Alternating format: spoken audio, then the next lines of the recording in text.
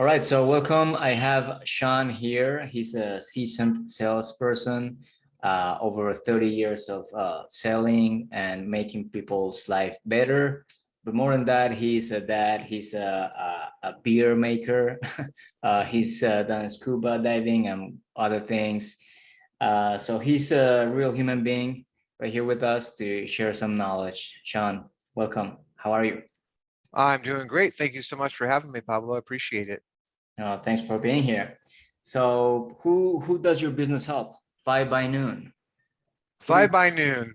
Yeah, Five by Noon is a kind of a sales consultancy training organization, 100% focused on top of funnel cold calling. So we're probably one of the few organizations around who really still believe that cold calling is not dead and it's very effective, and we prove that every day through the process that we continue to distill down to its most productive and potent aspects every single day, always refining that process.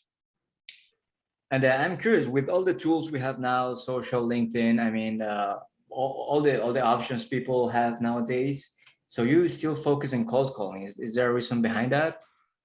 Or maybe just, Yeah, yeah. yeah, no, the reason behind it is that the data supports that it still works. I think that the problem that most people have is the way that they go about it. So it's not necessarily that cold calling is dead, it's more that the way you go about it isn't working for you. So what I find myself doing most of the time is being, most of the time I spend my time preserving the reputation of both salespeople and sales leaders by helping them do only the few things they need to do to make cold calling productive. In what I mean by that is actually taking aim at reasonable metrics so that people don't lose their will to live or want to go to work, because they have to cold call.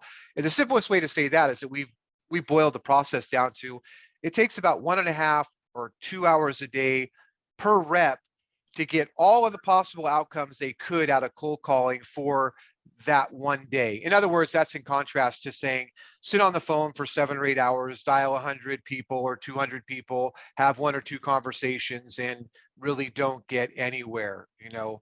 We take aim at 1.5 to 2 hours a day, maybe have 10 to 15 conversations in that hour, an hour and a half, and book 1.5 or 2 meetings, which turn out to be about 30 to 40 meetings per month, which are the real numbers that anyone needs in their funnel to meet their revenue goals.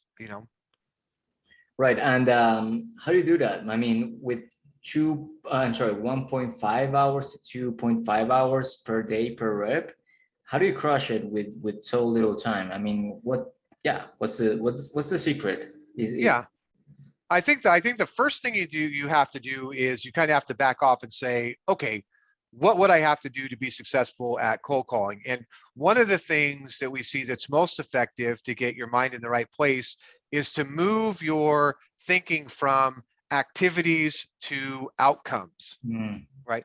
Most sales reps are charged with, having to make X amount of dials, send X amount of emails, and so on.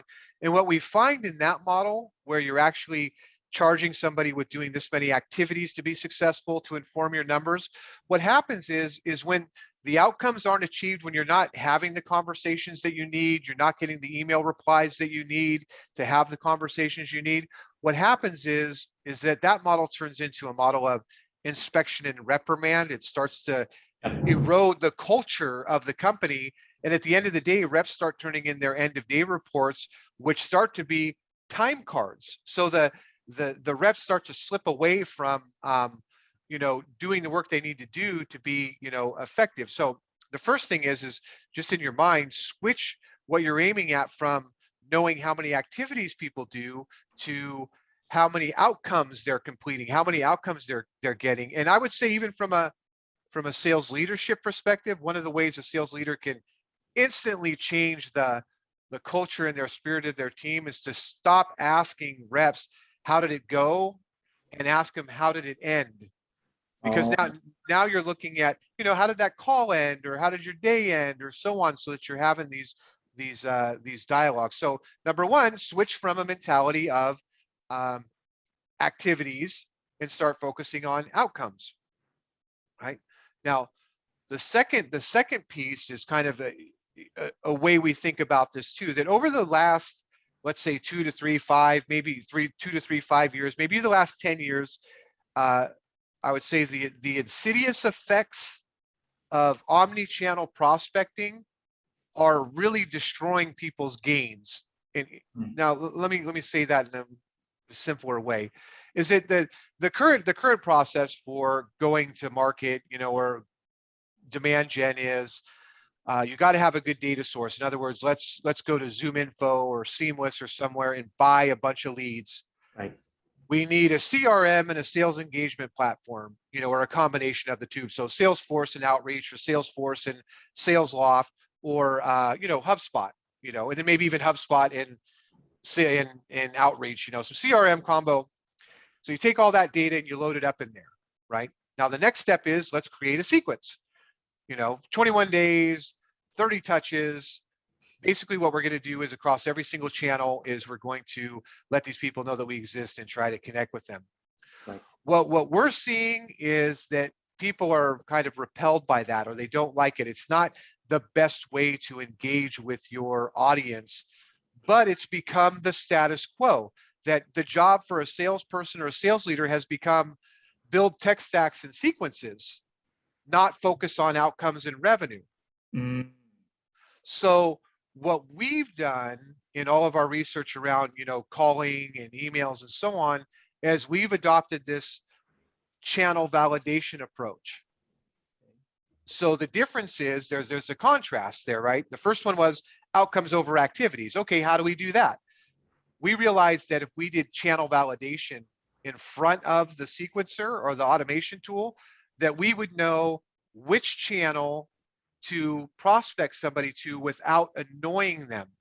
So we created a process where we take lists of contacts. The first thing we do is figure out on that list who answers the phone. And we do that through a proprietary process of human beings who do the work. Basically what you would think a SDR would do, except for it's a fractional piece of what an SDR does. All these people do is call up and verify that the person still works there, they're still in the role, almost like a marketing survey kind of call.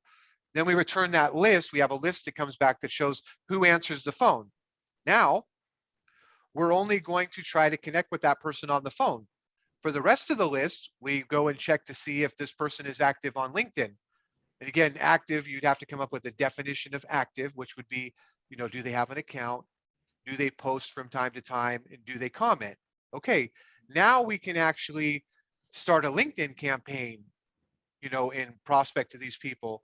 For all the people that don't answer the phone and aren't active on LinkedIn, now we can do an email campaign or targeted ads or so on.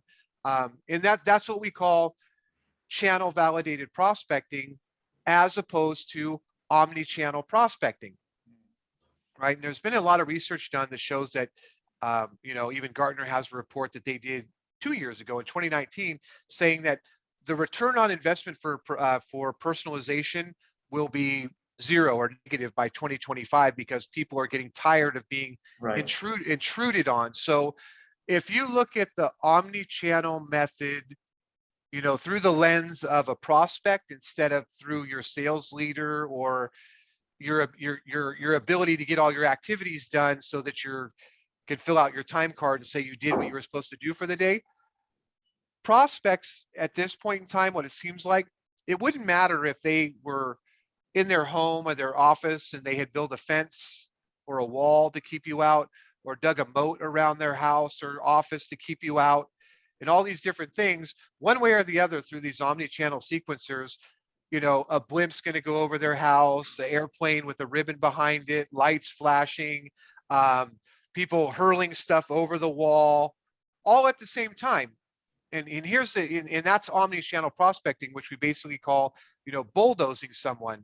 And we're starting to believe, or our thesis is that that's turning people off. In other words, when my phone rings, and then right after that, a voicemail is dropped, and then I receive an email, and then my LinkedIn goes ding, and it's from the same person. I start going, I don't even like you, or don't do know this. you.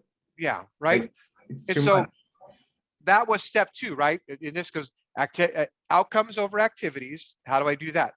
Channel validation as opposed to the shortcut, which is download data, load it in a sequencer, create my sequence and press go, which is basically carpet bombing or just, mowing contacts over, which ultimately ends up in, probably some level of brand damage. And in the worst case, TAM damage, right? Because when people are automatically saying no or sending you to spam, your ability to connect with them is starting to shrink from a outbound perspective. So, taking these 2 approaches is the best way that we've seen to really create the conditions for reps to succeed, as opposed to knowing who to blame when they fail, Right. and causing this erosion of culture. And again, the worst thing that can happen is when a rep realizes, hey, I'm not getting very far, but I'm getting a paycheck. I'll just keep doing my activities and send in my end of day report, which ultimately means that the end of day report becomes some kind of time card, Yeah. eventually. And that's what I think leads to the churn that we see in all the reports, that the tenure for a rep is shrinking. The amount of time that a sales leader is in their role is shrinking. And we personally believe that it's a result of the way people are going to market. Buy data, load it in a sequencer, and drive your TAM insane with not wanting to do business with you because you're such an intrusion. That makes sense. And so we covered basically the new process and the platforms they use. What about skills? What skills do you need to have to crush it over the phone, or to have real, not intruding, and real, effective conversations in those 2.5 hours, let's say? Yeah, I think that this is probably setting expectations around what happens in a top of funnel call is probably what I spend maybe the first 10 or 15 minutes of all of my cold calling and messaging workshops that we run at 5 by noon. Frequently people hire us to write scripts, or we have a workshop that basically goes over what you're asking, what to say, how to say it, and most importantly, why are we saying it? Why? And so when reps start understanding the why underneath the script, getting to the bottom of it, it starts to make more sense. Right. But before any of that can make sense, we at 5 by noon have to level set with the leadership that's hiring us of what's happening in the funnel. And the way that our script works and what it's based on is based on interruptive communication, interruptive prospecting. In other words, we're calling people, they're not expecting our call. It's the first time they've heard from us. But the most important thing is that we have to level set on is that the job of the person who's calling to set that meeting is to get that meeting. And what I mean by that is that it's not their job to qualify. So when a sales leader reaches out to me and says, hey, I've been seeing you on LinkedIn, I like what I read, but what are you really doing? What is this about? My first question to them is, what is your expectation for a meeting that's set by one of your SDRs or top of funnelists for your AE? What is the quality of that meeting? And frequently they'll tell me that, well, we want to make sure we're talking to a decision maker, and that maybe they have a problem we can solve, and so on. In other words, they start unleashing all of these qualifying qualifiers that they need. And that's where I step back and say, well, I don't think that we're going to be a fit, because you're asking for way too much out of a first-time cold call. So if you think of it in terms of a pipeline, right? What a lot of sales leaders are expecting, and this is what they get wrong, because the expectation is it's an improper expectation, but it can be resolved because we can still get there. We just need to take a few more steps or relieve the expectations for the caller. That is that the person who's calling to set these meetings, they should be skilled in being a professional meeting setter, knowing how to drive the script, get somebody from fear to a little bit of curiosity and maybe a little bit of trust to take a meeting based on that the person that they're booking the meeting with is interested in learning something new, will become a better version of themselves, will gain a framework to assess what they're currently doing in-house, as opposed to having uncovered a problem or revenue or decision maker or all these things. So the next step when you get somebody to show up to a meeting is still probably for the AE in between qualified deals. So we have to say, it looks like this, that the sales leaders have to come up with a list of people that they want their SDRs to call. This is their outbound list. And these people are intrinsically qualified to have a meeting with the AE. In other words, it's not the SDR's job to figure out if there's a qualified deal. Their job is to get a meeting because the leadership said we want meetings to find out if we can create a deal or not. If we can agree on that, I can create a script and train your reps to get meetings for that kind of engagement. The next step when that prospect shows up with the AE has to be, it goes from sales qualified lead to we booked a meeting with the sales qualified lead. Now it's the AE's job to have an open discussion in this time frame that's, booked 20 minutes, 30 minutes, to have a two-way engagement with this prospect to decide if there is an opportunity for a next step, a deal, an opportunity to accept into the pipeline as a sales accepted lead, or disqualify it because there was no opportunity. So you see what's happening there is that you have to open up that little space in the middle between the cold call and the first meeting for a real conversation with a blocked out time to take place to develop the opportunity. And that's what outbound is all about, that the expectations set by leadership are in line with what can happen in this flow, because it's too big of a step to ask reps to call up somebody cold and unpack an opportunity. Their job has to be set the meeting.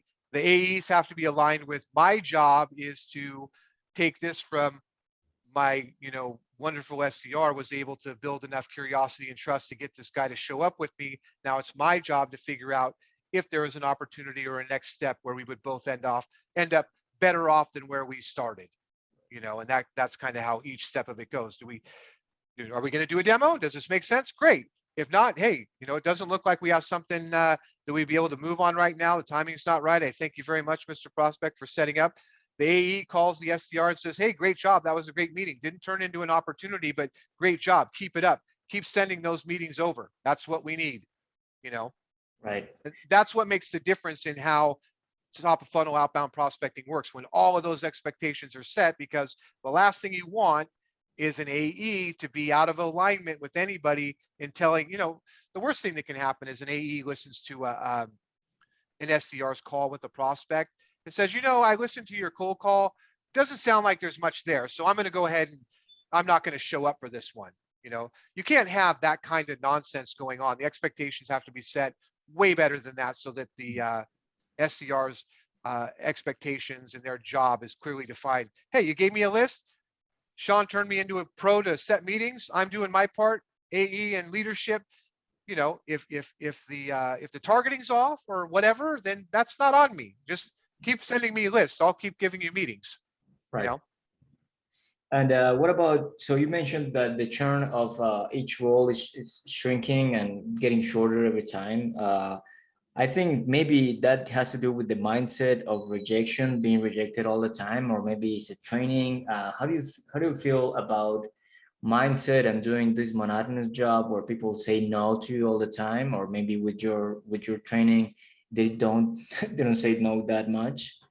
Yeah, no, I think you've got a great point there, that I think that the way that the process is set up has a lot to do with how far your talent can go, right? And that's a big thing for me. I'm a big talent person.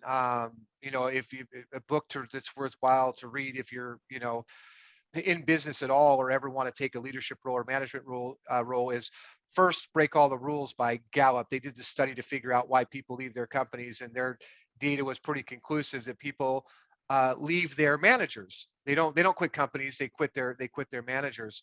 And the underlying idea, or what they unpacked in the book, is that it's imperative to define roles correctly and then cast for talent to put the right talent for the role. So from a top of funnel prospecting perspective, I am a huge advocate of talent, and that means the right personality, the right drive. And I can share that my experience is that a lot of the people that I've worked with, together with, or coached, or trained, or hired, and went on to do other things, a lot of the people have stayed in the SDR role and have become professional contract SDRs where they're actually booking meetings for 3 to 4 different companies a day and making doing this process of 1.5 to 2 hours a day per company, booking 2 to 3 meetings, and they're making $125 to $175,000 a year because they can charge $250 a meeting or $800 a meeting for meetings set because they know what they're doing. So yeah, when you have the correct process set up, then you can actually cast talent. And this goes back to the channel validation piece, right? So let's talk about that for a second as far as mindset goes. If you go down the channel validation route and the first step you take is figure out who answers the phone. Now, if 40% of your TAM happen to be phone picker uppers, right? And if anybody wants to, they can meet with me later. We can dig into these little terms later on. But let's say that it's 40%. So out of 100 contacts, 40 people answer the phone. All right. Now, I can also, as a sales leader, I can go out and I can hire somebody who is talented at having conversations because I'm making this investment in channel validation. I'm going to hire them to make phone calls for me. They're not going to be involved with emails and LinkedIn and so on. They're just going to sit over there and make calls, and I'm going to get my meetings out of that person. So now, again, back to this idea of I've created the conditions to succeed. As a sales leader, I went out, figured out who answered the phone. I defined a role. Hey, I've got lists of people who answer the phone. I'm looking for somebody who likes to be on the phone and who's really good at it. Casting for talent, matching the process with the talent. Right. And then you can do the same thing with LinkedIn or email, or on LinkedIn and email, you can probably start getting into more automation. But now you want a copywriter. You want somebody who can do research. There are different roles as opposed to hiring an SDR, sitting them down in a chair like this and giving them a sequencer and expecting them to make cold calls and, like you said, get rejected for part of the day. And they're going to get a lot of rejection, or what's worse, lose their will to live when they're not talking to people and they're only having a conversation with 1 or 2 people a day. And Right. the sales leader is starting to ask, well, what happened with those 2 or 3 conversations? Well, the reality is that that rep was probably not very good at making cold calls to begin with. And when they had 1 or 2 conversations throughout the day, they were probably scared when they got on the phone to begin with. Right. It never moves forward, and that's what erodes the culture, their mindset. They start to hate the job, and I think that's where you see somebody. I hate it. If I didn't have to make cold calls, I wouldn't. But when you reverse it, when you start giving people a list of people who answer the phone, and they can have 8 to 12 conversations an hour, and they understand the script, why they're saying it, they believe in it.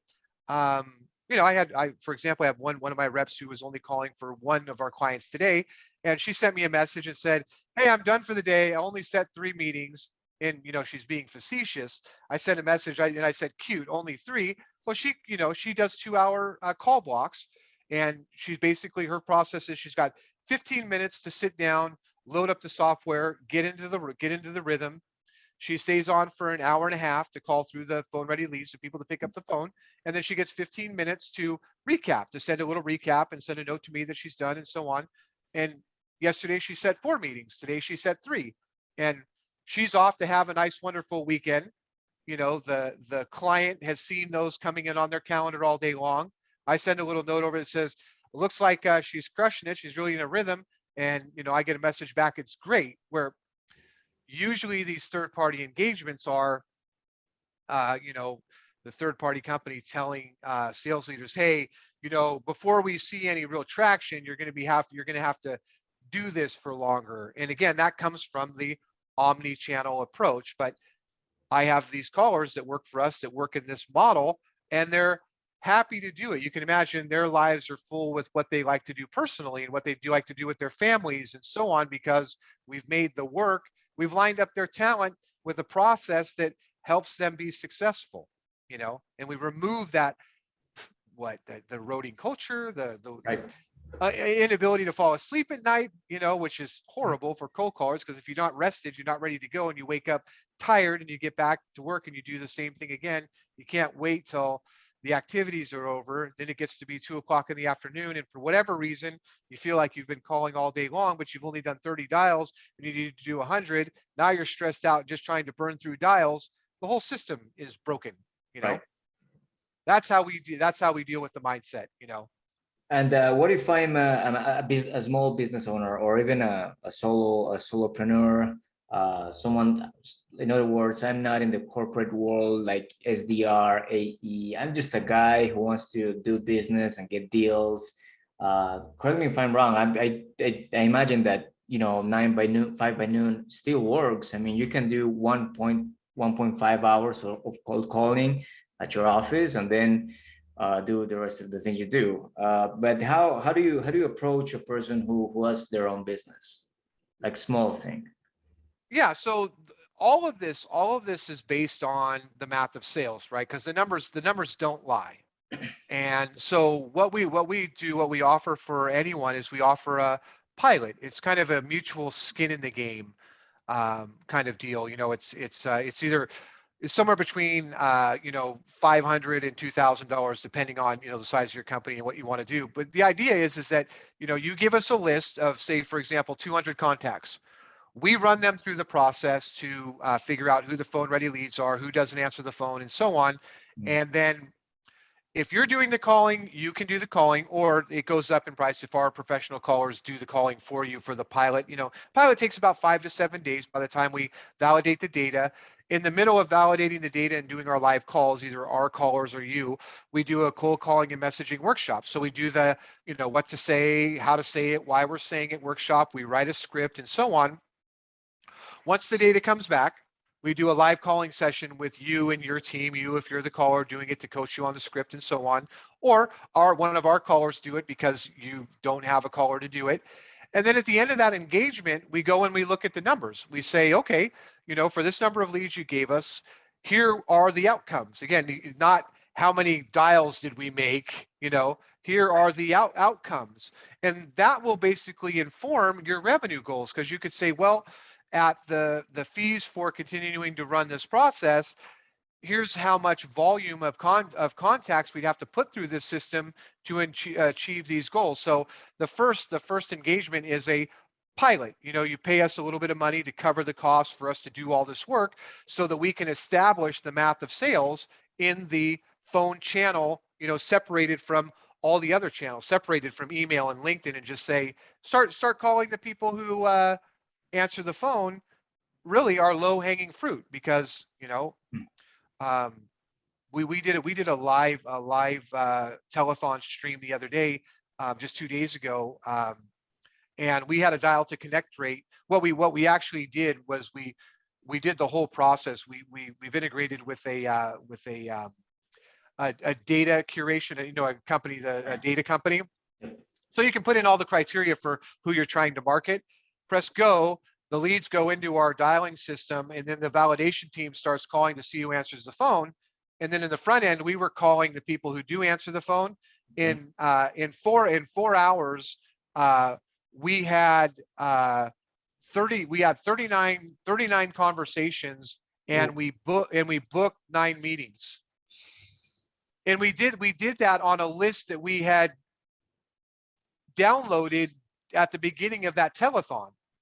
So if Oh, you can, we went in and said, hey, we're looking for heads of, it was a recruiting campaign that we were doing, trying to book meetings. We were actually trying to book meetings for our own company to show off the lead engine, how you could actually download all your contacts and put them into the calling system. But we did all of the steps that I described in our pilot live. We downloaded the data, it started validating, and then we started so the validators were calling to figure out who answers the phone. And then the live SDRs or cold callers like me and the other people on our team were calling the people who answered the phone. We ended up with a 60% dial to connect rate, and we ended up with a 40% conversation to meeting rate. Granted, the big piece of the puzzle was behind the scenes, there were 4 other people calling the whole list, trying to figure out who would answer their phone, who's at their desk, and so on. But, yep. 4 hours of work in nine meetings, where people are struggling to, they're spending a whole entire month and not booking 9 meetings. Yeah, no, 100%. Yeah. And what about maybe resources? I don't know, maybe books, podcasts, I don't know, seminars, your own workshop. What do you recommend for people to get their hands on if they want to start selling more, getting more deals done, closed? Yeah, I think so. There are plenty of sales books out there, right? The sales book that I'd say would make the most sense for anybody at the top of the funnel is Outbound Sales, No Fluff. And then from to get a little bit further away from sales, but in a way that would open your mind to what's really happening, would be Thinking Fast and Thinking Slow, Thinking Fast and Slow by Daniel Kahneman, who's the economist who got or psychologist who got a Nobel Peace Prize in economics for all this research about how irrational people are. So it talks about all the different things that that we don't understand, or makes us irrational, like how how losing something, how will Mhm. losing something is so much more important than gaining something, Yeah. and just how irrational we are. And that helps just to understand how the mind works, which can help with psychology. And when you're talking to people, it'll make you a better version of yourself. And then the other one is the First Break All the Rules, which is basically just understanding leadership and what's happening from a really great culture point of view. Because I think that that's really one of the big problems in sales, is that we don't take a close enough look at culture and how to actually create it. It's just a buzzword, you know. And they did all of the research. They in 60,000 different business leaders, managers, and so on, and got to the bottom about through data about why people abandon their companies. And it's not that they don't leave their companies, they leave their managers. And I think that's pervasive in sales, right? Because of so much bad practice. Like, hey, how did it go? You can either sell or you can't, or how many dials did you make? Get back on the phones, and you're like, honestly, it wouldn't matter if I call people or not. My results are going to be the same, and I really don't care. And Yeah. again, that's when activities become time cards, and it's a nightmare. And then so everyone who has a job and getting paid to do sales is currently looking for a gig somewhere else because they're unhappy, and they're going to land somewhere that's running the same exact process. Like I said, making the job buying and installing tech stacks and writing sequences instead of talking to their next best customer about moving a deal forward. It's something Mhm. is terribly wrong, terribly wrong. So yeah, it makes so much sense now. I haven't thought about it that way. And now that you say it, it's so clear to me that it's flawed from the very beginning. Like the establishment is not properly built up. That's the Yeah. way I see it now. Well, Kind of. I mean, it's cheap, right? It's cheap, it's yeah, inexpensive. yeah. And because here's what happens, right? That if founder-led growth is one of my favorite things. Founders and startups, I really love to work with founders because we have a team that can book meetings for them. And founders are great at sales. They just need to get somebody into the meeting. They're not good at prospecting. They're not good at building sales systems. So my favorite model for founders is to basically say, okay, Mr. Founder, since you have sold a couple of deals already, through your network or referrals, but now you need to grow a little bit, let's do some top of funnel work for you. Let's get 2 callers going to book meetings for you.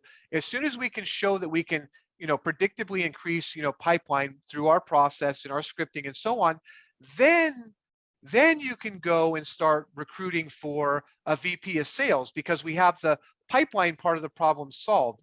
Yeah. One of the big mistakes people make is installing a VP to build the team. And what happens is the VP won't do the prospecting. And so you get all these excuses. The VP turns it into, well, first, I got to go have meetings with tech stack people and do all this stuff. In other words, all of these things that they justify their existence for and wished prospects valued, but they don't. The prospects don't care about your tech stack or whatever. But in the interim, a sales leader or somebody can say, they can set time frames, say, well, no, I'll have the tech stack up and running by this time. So they get, a kudos. They get the CEO to buy off on them doing these wonderful things. Meanwhile, there's no revenue. So we prefer the model of installing top of funnel people, getting the pipeline going and working so that you've got deal revenue coming in, installing a VP of sales to grow that. Because now you can, again, that goes back to define the role, cast for talent, right? I'm looking for a VP of sales who has experience of hiring and recruiting and so on to expand and improve and increase the process that we have from top of funnel to closed one, SDR to founder. Now I need to grow this in the middle. When people put a VP of sales in there, they go off and start buying tech stacks and spending money without the revenue, and that's where it goes haywire. And I think that that's what creates the churn. These guys put a tech stack in, start hiring SDRs. The SDRs don't know what they're doing because there's no pipeline. They're trying to do it from nothing. There's a gap in there's a blocker in between the SDRs and the founder because the VP of sales is in the middle. The founder is the one with all the great knowledge, and it screws up the whole dynamic of getting off the ground. Oh yeah, no, 100%. Well, Shawn, where do we find you? I imagine 5bynoon. That's 5 number 5, BYNOON.com. That's correct. 5bynoon.com. You can follow, hashtag the number 5, then the words by noon, hashtag 5bynoon on LinkedIn. Every single comment post I do has hashtag 5bynoon on it. 5bynoon.com is the website. My partner, Ryan Reisert, owns phonereadyleads.com, which is the engine underneath the validation process. We kind of do the same work. I just do more of the coaching and enablement of talent, where he focuses on the phone ready lead process. But he's another great resource too to follow. And I'm Shawn Sease. The last name is Sease. You can follow me, connect with me. Happy to connect with you. Calendars on the website. Find a time to talk to us. Be happy to walk you through this and get your proposal for the pilot. And again, just to find out if this channel validation process would work for you without, well, basically with keeping your reputation intact and helping your reps from losing their will to live and come to work. Thank you very much. I appreciate your time, Shawn. This has been great. This helped me clarify so much about the industry, how companies are built or should be, not the other way around. So I appreciate that very much. You can tell that you know so much about the industry. And any final thoughts, comments? No, I think we're good to go. I'll just recap real quick with just take a hard look and think about outcomes over activities. Taking a close look at channel validation as opposed to omni-channel, so that you can actually start, all the way up to recruiting, defining specific roles, casting for talent, and especially if you believe that cold calling is dead, but you think that you just know you have to do it, this, curating your list down to people who answer the phone and having a rep spend an hour or 2 hours a day making the calls to get that part of the work done is the way to think about it. So I would almost agree with you that there's almost not enough work to do in cold calling to fill up a day all year long. So let's shrink it down and just do the 1 or 2 or 3 things we need to do to capitalize on that part of prospecting and call it done. And you'll actually get the outcomes, the meetings, the pipeline creation, which then, results in revenue, That's it. 100%. That's great. That's great. I appreciate your time, Shawn. My pleasure. Thanks for having me, Pablo. I appreciate it. Take care. Bye-bye.